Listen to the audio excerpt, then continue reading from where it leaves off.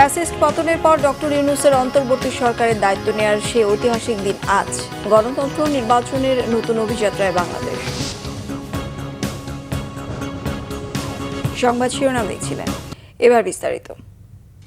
২৪শে ৫ আগস্ট ছাত্র জনতার অভ্যুত্থানে শেখ হাসিনার পালানোর পর অনেকটা সরকারবিহীন বাংলাদেশ। সবার মাঝে কৌতূহল, কে ধরছেন দেশের হাল। নোবেলজয়ী ডক্টর মোহাম্মদ ইউনূস ছাত্র জনতার প্রথম পছন্দ হলেও তিনি দেশে না থাকায় অপেক্ষা করতে হয় ৩ দিন। ৮ আগস্ট ফিরলে বিমানবন্দরে তাকে স্বাগত জানায় সর্বস্তরের মানুষ। সেদিন রাত ৮টায় বঙ্গভবনে অন্তর্বর্তী সরকারের প্রধান উপদেষ্টা শপথ নেন ডক্টর ইউনূস। উপদেষ্টা শপথ নেন আন্দোলনের ফ্রন্টলাইনার ২ ছাত্র প্রতিনিধি ছাড়াও সুশীল সমাজ ও সামরিক বেসামরিক সাবেক কয়েক আমলা। সেদিনের পূর্বাপর মহিবুল্লাহ মহিবের রিপোর্টে। প্রধানমন্ত্রী পদত্যাগ করেছেন।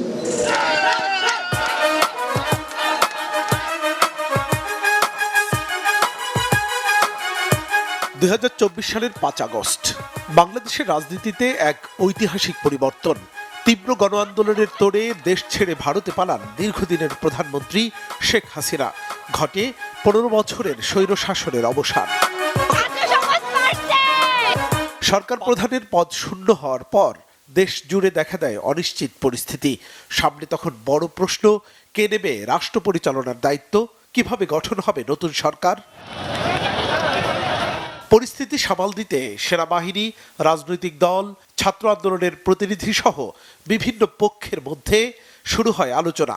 রাষ্ট্রপতি মোহাম্মদ শাহাবুদ্দিনের সঙ্গে বৈঠক হয় বিভিন্ন রাজনৈতিক ও সামাজিক প্রতিনিধিদের। এরপর সামনে আসে অন্তর্বর্তী সরকারের ধারণা। আন্দোলনকারীদের পক্ষ থেকে নোবেলজয়ী অর্থনীতিবিদ ডক্টর মোহাম্মদ ইউনূসকে সরকার প্রধান করার দাবি জোরালো হয়। অবশেষে ৮ আগস্ট ফ্রান্সের সফর সংক্ষিপ্ত করে দেশে ফেরেন তিনি। বিমানবন্দরে তাকে স্বাগত জানায় আন্দোলনকারীরা। সেদিন রাত ৮টায় বঙ্গভবনে অন্তর্বর্তী সরকারের প্রধান উপদেষ্টার শপথ নেন ডক্টর মোহাম্মদ ইউনূস। শপথ গ্রহণ করিতেছি যে এরপর নতুন এক লড়াইয়ে তিনি জাতীয় স্মৃতিসৌধে বৃষ্টিস্নাত শ্রদ্ধায় শুরু রাষ্ট্রীয় দায়িত্ব পালন। দেশে বিদেশে নানা ষড়যন্ত্রের মুখোমুখি হন ডক্টর ইউনূস। ভারতের রহস্যজনক ভূমিকার মাঝেও দেশটির প্রধানমন্ত্রী নরেন্দ্র মোদীর সাথে বৈঠক করেন ব্যাংককে। ইউনূস সরকারকে সর্বাত্মক সহায়তা দেয় বিএনপি। দলের কাণ্ডারি তারেক রহমান জানিয়ে দেন, অন্তর্বর্তী এই সরকারকে ব্যর্থ হতে দেয়া যাবে না। এই সরকারের ব্যর্থতা আমাদের সকলের ব্যর্থতা। এই অন্তর্বর্তীকালীন সরকারকে কোনোভাবেই ব্যর্থ হতে দেওয়া যাবে না।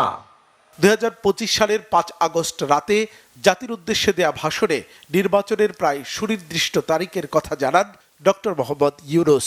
আগামী রমজানের আগে ২০২৬ সালের ফেব্রুয়ারি মাসে জাতীয় নির্বাচন অনুষ্ঠানের আয়োজন করেন। একই দিন বিকেলে জাতীয় সংসদের দক্ষিণ প্লাজায় জুলাই অভ্যুত্থানের সকল পক্ষের শক্তি নিয়ে সই হয় ঐতিহাসিক জুলাই সনদ। ২০২৪ সালে গণ অভ্যুত্থানে বিজয়ী বাংলাদেশের জনগণের আকাঙ্ক্ষার প্রতিফলন হিসেবে এই ঘোষণা প্রণয়ন করা হলো। শেখ হাসিনা সরকার পতনের পর অন্তর্বর্তীকালীন সরকারের এই যাত্রা শুধু ক্ষমতার পরিবর্তনের দিন ছিল না, বাংলাদেশের রাজনৈতিক ইতিহাসের এক গুরুত্বপূর্ণ মহড়াও ছিল। মুহিবুল্লাহ মুহিব, বাংলা ভিশন, ঢাকা। আইন, বিচার ও সংসদ বিষয়ক মন্ত্রী অ্যাডভোকেট মোহাম্মদ আসাদুজ্জামান বলেছেন, সারা দেশের ব্যবসায়িক সিন্ডিকেট ভেঙে প্রান্তিক কৃষকদের লাভবান হওয়ার উদ্যোগ নেওয়া হচ্ছে। সকালে ঝিনাইদহের শৈলকুপায় পাট ও পেঁয়াজ বাজার পরিদর্শন শেষে সাংবাদিকদের কথা বলেন। মজুতদারের বিরুদ্ধে হুঁশিয়ারি উচ্চারণ করেন মন্ত্রী। মনে করিয়ে দেন, মজুতদারের সর্বোচ্চ শাস্তি মৃত্যুদণ্ড। ভারী বর্ষণ, জোয়ার আর জলাবদ্ধতা মারাত্মক বিপর্যয় ঘটিয়ে গেছে নোয়াখালীর হাতিয়ার কৃষি খাতে। অনেকদিন পানির নিচে থাকায় মরে যাচ্ছে সবজি গাছ, নুয়ে পড়ছে বীজতলার চারা। এতে ২৫,০০০ হেক্টর জমির ফসলের ক্ষয়ক্ষতির শঙ্কায় চাষিরা। নোয়াখালী থেকে মাওলা সুজনের রিপোর্ট। দেশের দক্ষিণের বিচ্ছিন্ন দ্বীপ উপজেলা নোয়াখালীর হাতিয়া। এই উপজেলায় ১১টি ইউনিয়নের মধ্যে চরকিং ও চর ঈশ্বর সবজি চাষের জন্য বিখ্যাত। কিন্তু চলতি বর্ষা মৌসুমে টানা ভারী বর্ষণের ফলে তলিয়ে যায় এ দুই ইউনিয়নের অধিকাংশ ফসলি জমি। এইসব ফসলি জমি তলিয়ে যাওয়ায় গাছগুলোর গোড়ায় পচন ধরেছে। আউশ আমন ধান, মৌসুমী সবজি, ফল, মরিচ ও পানের বরজ সহ প্রায় 25,000 হেক্টর জমির ফসলের ক্ষতি হয়েছে। এতে প্রায় 80,000 কৃষক আর্থিক সংকটে পড়েছেন। মানে বেশ পরিমাণ বৃষ্টি হয়েছে, তো এই বৃষ্টির কারণে আপনার কৃষকদের বেশিরভাগ জ্বালার যে ক্ষেত, এই ক্ষেতটা নষ্ট হয়েছে। আমি শ্বাস করছি, বেগুন, চিচিন্দা, জিয়া, আখ, বন্যায় পানিতে সবকিছু নষ্ট হয়ে গেছে।